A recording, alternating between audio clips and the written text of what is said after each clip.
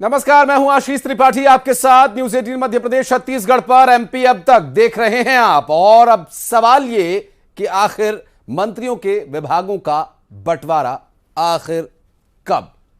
मंत्रियों के विभागों के बंटवारे से जुड़ी एक बड़ी खबर अब आपको बता दें कि आज विभागों का बंटवारा हो सकता है। दरअसल सूत्रों के हवाले से यह जानकारी मिल रही है कि सीएम अपने पास कई बड़े और अहम विभाग रख सकते हैं। डिप्टी सीएम राजेंद्र शुक्ला को स्वास्थ्य विभाग दिया जा सकता है। स्वास्थ्य और चिकित्सा शिक्षा मंत्री बनाए जा सकते हैं जगदीश देवड़ा, और जगदीश देवड़ा को गृह विभाग और कैलाश विजयवर्गीय को नगरीय प्रशासन विभाग की जिम्मेदारी सौंपी जा सकती है। स्वास्थ्य और चिकित्सा शिक्षा जगदीश देवड़ा को गृह विभाग और कैलाश विजयवर्गीय को नगरीय प्रशासन की जिम्मेदारी। इसका ऐलान मात्र होना बाकी है। लगभग बंटवारा हो भी चुका है, ऐसी जानकारी सूत्रों के हवाले से मिल रही है। विभागों का बंटवारा मध्य प्रदेश में नई सरकार में जो मंत्रीगण हैं, कैबिनेट की विस्तार के बाद मंत्री पद की शपथ जिन्होंने ली, कुल मिलाकर 28 मंत्री जिन्होंने मंत्री पद की शपथ ली, जिसमें स्वतंत्र प्रभार और राज्य मंत्री, कैबिनेट मंत्री सभी शामिल हैं। मुख्यमंत्री और उप मुख्यमंत्री को मिलाकर जो पूरी कैबिनेट का गठन हुआ, इसमें विभागों का बंटवारा होना बाकी रह गया है। और ऐसे में जो जानकारी अब तक मिल रही है विभागों के बंटवारे से जुड़ी कि आज विभागों के बंटवारे की घोषणा भी हो सकती है। सूत्रों के हवाले से अब तक जो जानकारी मिल रही है उसमें बताया जा रहा है कि मुख्यमंत्री अपने पास कई महत्वपूर्ण विभाग रख सकते हैं। जगदीश देवड़ा को गृह विभाग दिया जा सकता है। सूत्रों के हवाले से जानकारी ये भी मिल रही है।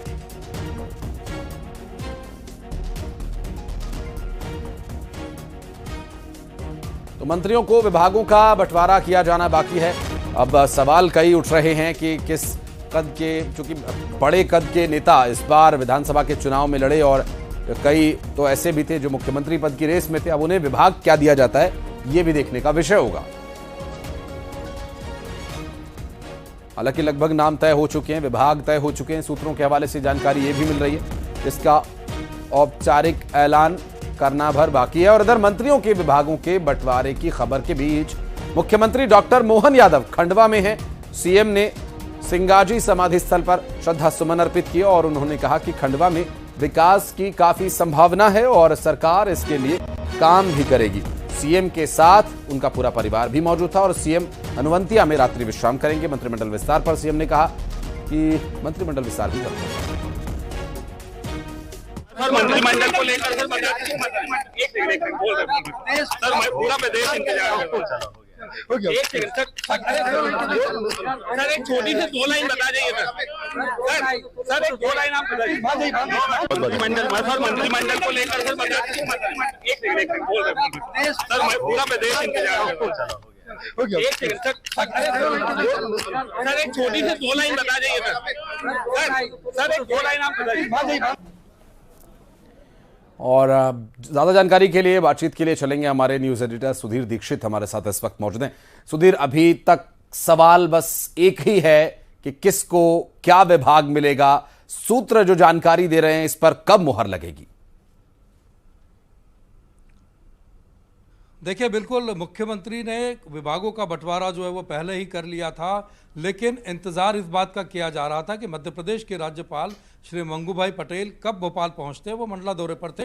मंडला के बाद वो जबलपुर के जरिए भोपाल आ रहे हैं और भोपाल उनको करीबन 4 साढ़े 4 बजे के करीब उन्हें भोपाल पहुंचना था और उसके बाद उस जो लिस्ट पर जो विभागों का बंटवारा उस पर उनको साइन करने थे और इसी में वो लेट हो रहा है और इसी देरी के चलते विभागों का बंटवारा भी देर हो रहा है। लेकिन न्यूज़ 18 मध्य प्रदेश छत्तीसगढ़ पर सबसे पहले सूत्रों के हवाले से सबसे पहले ये खबर हम दे रहे हैं कि मंत्रियों को विभागों का जो बंटवारा है वो लगभग तय हो चुका है और जिन मंत्रियों के नाम इसमें लिए जा रहे थे, जिन मंत्रियों को विभागों का बंटवारा करना था, उनको विभागों का बंटवारा कर दिया गया है।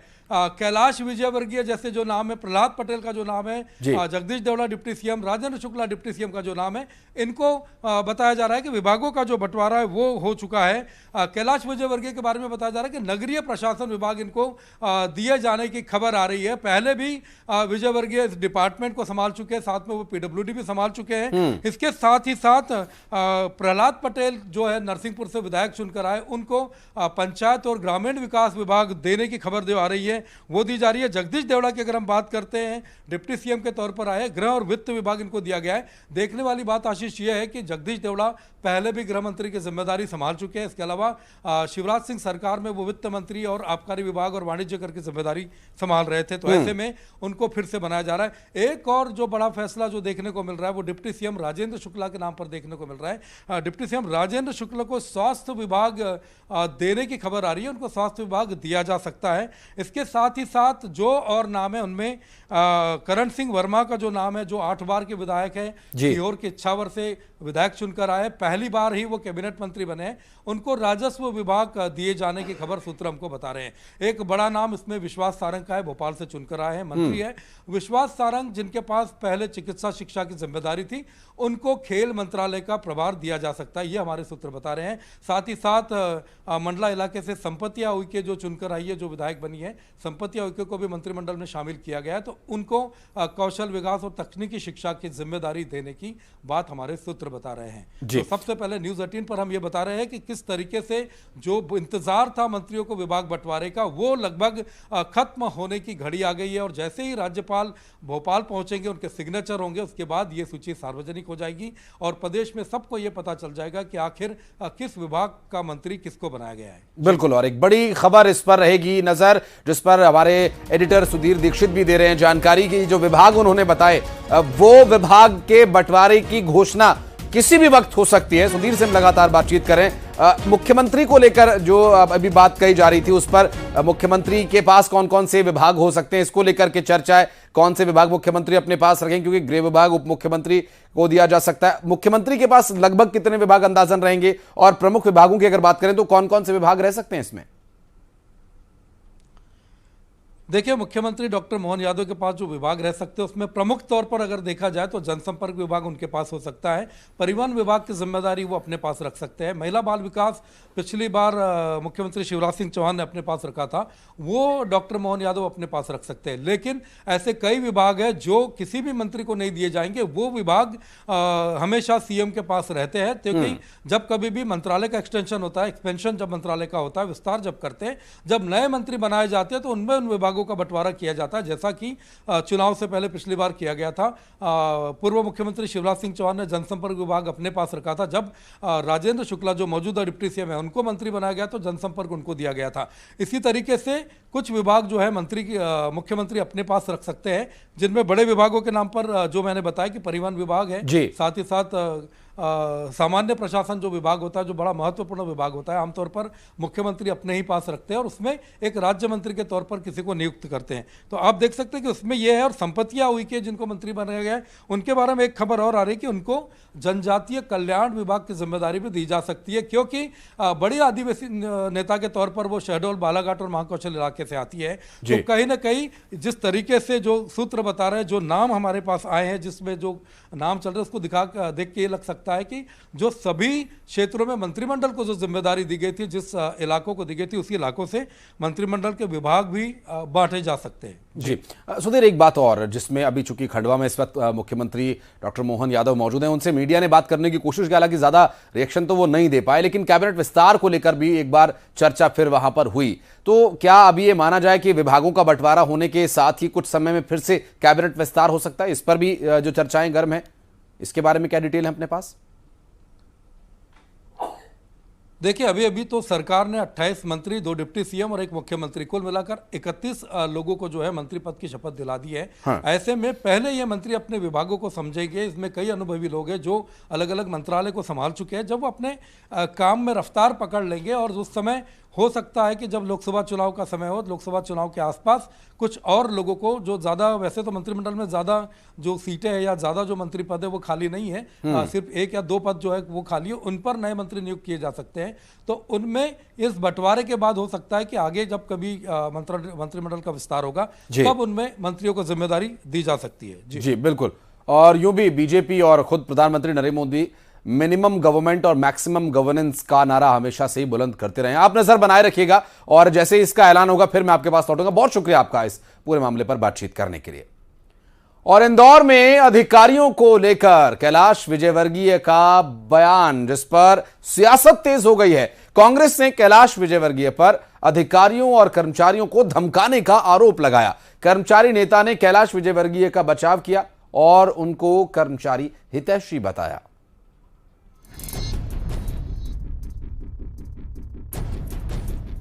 इंदौर में बीजेपी के कार्यकर्ता संवाद कार्यक्रम में कैलाश विजयवर्गीय ने मध्य प्रदेश विधानसभा में प्रचंड जीत का श्रेय पीएम मोदी को दिया। वहीं अधिकारियों पर टिप्पणी करते हुए कहा कि योजनाओं का ये बंटाधार कर देते हैं। ऐसे में कार्यकर्ताओं को जनता तक खुद योजनाएं पहुंचानी चाहिए। मोदी जी के नेतृत्व में हम देश को आगे बढ़ता हुआ देख रहे हैं। जो इस योजना का लाभ ले सकता है उसको जरूर उस योजना का लाभ दिलाना चाहिए। ये काम किसका है? किसका है ये काम? भारतीय जनता पार्टी के कार्यकर्ताओं। अधिकारियों के भरोसे रहे तो योजना का बंटाढाल हो जाता है। कैलाश के अधिकारियों पर दिए गए बयान पर सियासत गरमा गई है। कांग्रेस ने मंत्री पर अधिकारियों और कर्मचारियों को धमकाने के आरोप लगा दिए। 30 साल से भारतीय जनता पार्टी है और कैलाश जी ने बहुत अच्छी बात की है कि योजनाओं का यदि कर्मचारी और अधिकारी बंटाधार कर देते हैं तो जरूरी है ये बात कि कैलाश जी सरकार में मंत्री हैं, हैवी वेट मंत्री हैं, तो वो कार्रवाई कराएं। बहुत सारे मुद्दे हैं, अभी बीआरटीएस का ही मुद्दा आया है। कांग्रेस ने बताया कि एमआईसी को से बिना अनुमति के ये काम किया गया। तो जिन अधिकारियों ने बीआरटीएस बनाया था और जिनने कोलार की जो कलियासोत नदी के आसपास परमिशनें दी थी और बिल्डरों ने बनाया था, उनके खिलाफ कार्रवाई कराएं। बहुत अच्छी बात है, हम स्वागत करते हैं, लेकिन हिम्मत दिखाएं। खाली बयान देने से कुछ काम नहीं चलेगा। हालांकि कांग्रेस भले मंत्री के बयान को धमकी के तौर पर देख रही है, लेकिन कर्मचारी संघ के नेता ऐसा नहीं मानते। कर्मचारी नेता सुधीर नायक को सुनिए। हम लोग उनके स्वभाव को जानते हैं। आदरणीय कैलाश जी की जो शैली है बड़ी हास परिहास वाली है। वो बीच बीच में हास परिहास की चुटकियां लेते हुए कहते हैं, तो उनका ऐसा कोई आशय नहीं रहा होगा।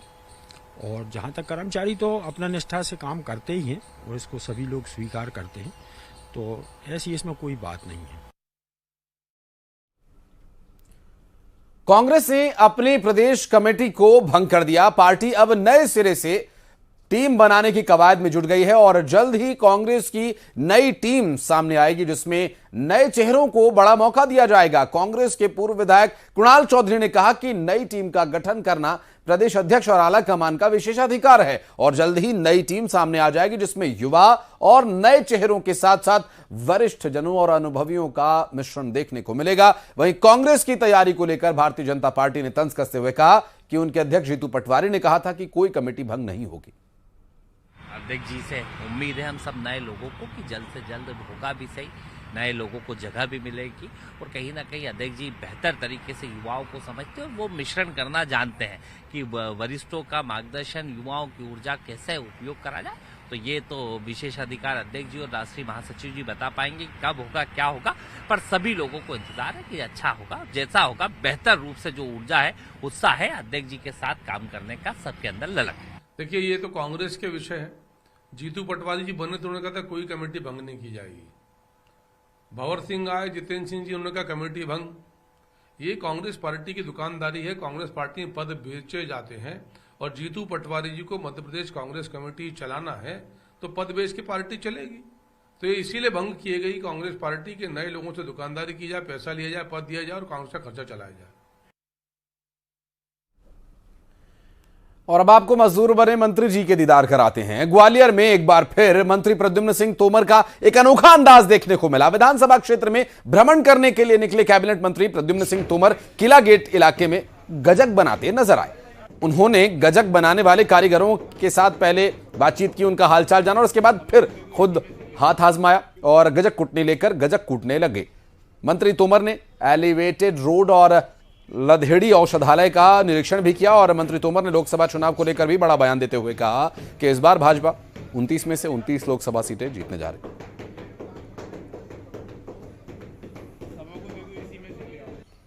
अपनों के बीच जाकर गजक कुटी और गजक कूट करके गजक खाने का भी मिला, उसका अनगिनत है। 29 की 29, मध्य प्रदेश में 29 की 29। आप देखिए एलिवेटेड रोड, आप देखिएगा एयरपोर्ट, आप देखिएगा रेलवे स्टेशन, आप देखिएगा 1000 बिस्तर अस्पताल, सारे काम भारतीय जनता पार्टी के उपाध्यक्ष और यादव समाज के प्रदेश कार्यकारी अध्यक्ष को बीजेपी में उनके ही समकक्ष नेता हिरेंद्र सिंह बना ने फोन पर धमकी दी। बीजेपी नेता और यादव महासभा के प्रदेश कार्यकारी अध्यक्ष आरएन यादव ने पार्टी के संभागीय प्रभारी विजय द्विवेदी, गुना पुलिस और राष्ट्रीय स्वयंसेवक संघ के पदाधिकारियों से शिकायत करते हुए एक वीडियो भी सार्वजनिक किया। बता दें कि धमकी देने वाले भाजपा नेता हिरेंद्र सिंह बंटी बना और पीड़ित नेता आरएन यादव दोनों ही बीजेपी में जिला उपाध्यक्ष का पद संभाल रहे हैं। हिरेंद्र सिंह बंटी बना हाल ही में राघवगढ़ विधानसभा से दिग्विजय के पुत्र जयवर्धन सिंह को चुनाव में कड़ी चुनौती उन्होंने पेश की थी। देखिए, हीरेन नाम का गुंडा जो हमारे समाज के कार्यकारी अध्यक्ष श्री आरएन यादव जी के घर में जिसने जाकर तोड़फोड़ की, और उसके लिए हम आज समाज के सभी वरिष्ठ जन यहाँ इकट्ठे हुए और माननीय एसपी महोदय जी को ज्ञापन दिया और उनको हमने कहा है कि जल्दी से जल्दी इस आवेदन पर कार्रवाई करें, अन्यथा हम समाज के लोगों को यदि न्याय नहीं मिलेगा तो मजबूरी में कानून हाथ में लेना पड़ेगा। और इस बीच ग्वालियर से एक बड़ी खबर आ रही है, जहां पर स्कूल की बड़ी लापरवाही का मामला। 32 सीटर बस में 57 बच्चों को भर दिया गया। एजुकेशन टूर पर जम्मू लेकर जा रहे थे बच्चों को आरटीओ और ट्रैफिक पुलिस ने पकड़ा। गुना के आरोन पब्लिक स्कूल के बच्चे हैं। बस मालिक के खिलाफ कार्रवाई होगी। आरटीओ ने बस को जब्त कर लिया है। क्षमता से अधिक बच्चों को बस में बिठाया गया था और इन्हें जम्मू ले जाया जा रहा था। इसी हाल में ग्वालियर से बड़ी खबर, मासूमों की जान के साथ खिलवाड़। बस की हालत भी देखिए आप।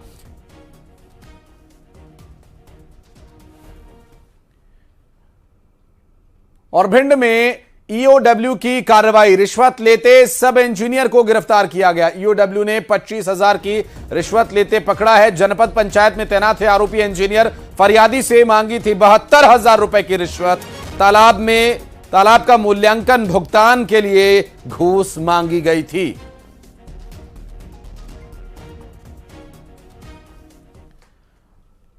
और खरगोन में पिस्टल के साथ एक शख्स को अरेस्ट किया गया। इसके पास कारतूस भी बरामद किए गए। पुलिस को पिस्टल से धमकाने की शिकायत मिली थी, जिसके बाद पुलिस ने कार्रवाई करते हुए शख्स को गिरफ्तार कर लिया और साथ ही उसके नाबालिग साथी को भी गिरफ्तार कर लिया गया। बदमाश ने बुजुर्ग से सोने की चेन छीनने की कोशिश की थी और यह पूरी वारदात एक सीसीटीवी कैमरे में भी रिकॉर्ड हो गई थी।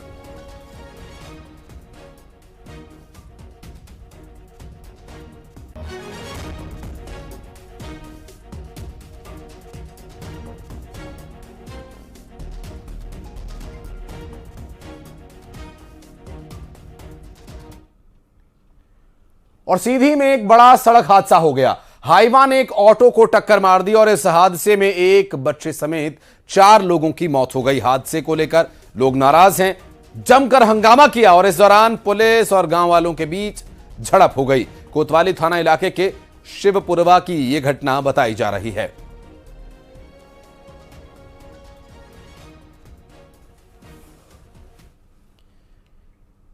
मध्य प्रदेश का एकमात्र हिल स्टेशन पचमढ़ी इन दिनों सैलानियों से गुलजार हुआ है। हिल स्टेशन पचमढ़ी सतपुड़ा के पहाड़ों के बीच हरे भरे जंगल में बसा है। गौरतलब है कि नए साल पर देश विदेश से यहां बड़ी संख्या में सैलानी घूमने के लिए आते हैं और हिल स्टेशन पचमढ़ी में खूबसूरत पहाड़ियां, झरने उन्हें मंत्रमुग्ध कर देते हैं।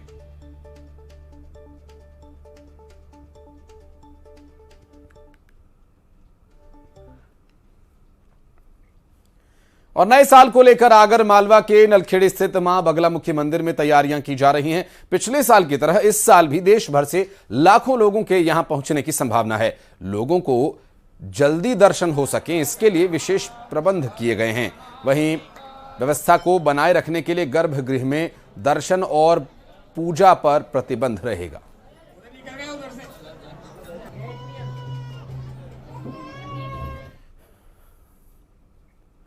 और अब खबरें 2020 अंदाज में।